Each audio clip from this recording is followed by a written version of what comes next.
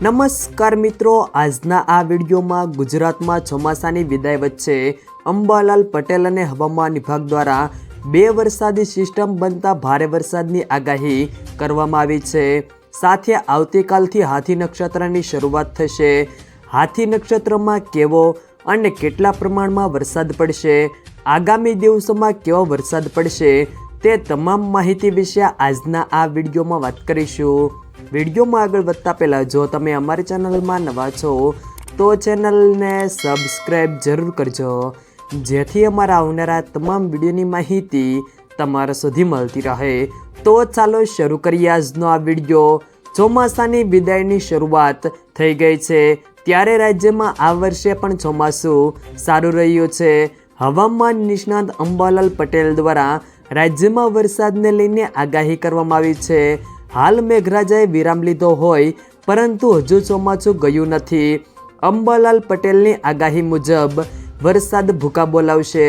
દક્ષિણ ગુજરાતમાં ભારે વરસાદની આગાહી તેમણે કરી છે। દક્ષિણ ગુજરાતમાં 10 ઇંચ સુધી વરસાદ ખાબકી શકે છે। દક્ષિણ ગુજરાતની સાથે સૌરાષ્ટ્ર, મધ્ય ગુજરાત, અમદાવાદ, ગાંધીનગરમાં પણ 10 થી 13 ઓક્ટોબર સુધી વરસાદની સંભાવના છે। 27 સપ્ટેમ્બરથી લઈને 5 ઓક્ટોબર સુધી ભારે વરસાદની આગાહી તેમણે વ્યક્ત કરી છે। અંબાલાલ પટેલનું વધુમાં કહેવું છે કે જૂનાગઢ, અમરેલી, બોટાદ, મહુવા, રાજકોટ, જામનગર, મધ્ય ઉત્તર પૂર્વ ગુજરાત, અમદાવાદ, ગાંધીનગર, પાટણ, સમી, હારીજ, કલોલમાં વરસાદની આગાહી કરવામાં આવી છે। ઓક્ટોબરમાં નવી વરસાદી સિસ્ટમ બનતા વરસાદ પડી શકે છે। હવામાન વિભાગની આગાહી મુજબ રાજ્યમાં હાલમાં 2 વરસાદી સિસ્ટમ સક્રિય હોવાથી વરસાદની શક્યતાઓ વધારે છે।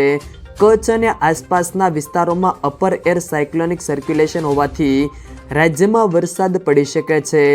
બંગાળની ખાડીમાં પણ એક લો પ્રેશર સક્રિય થયું છે, જે આગામી 12 કલાકમાં ડિપ્રેશનમાં ફેરવાઈ શકે છે। આના કારણે રાજ્યના ઘણા જિલ્લાઓમાં છૂટોછવાયો વરસાદ પડશે।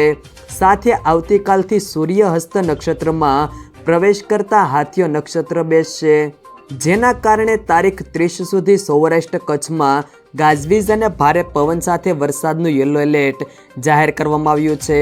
જો મિત્રો વિડીયો પસંદ આવ્યો હોય તો વિડીયોને લાઈક કરો, તમારા મિત્રો સાથે શેર કરો, અને જો તમે અમારી ચેનલમાં નવા છો તો ચેનલને સબસ્ક્રાઈબ જરૂર કરજો।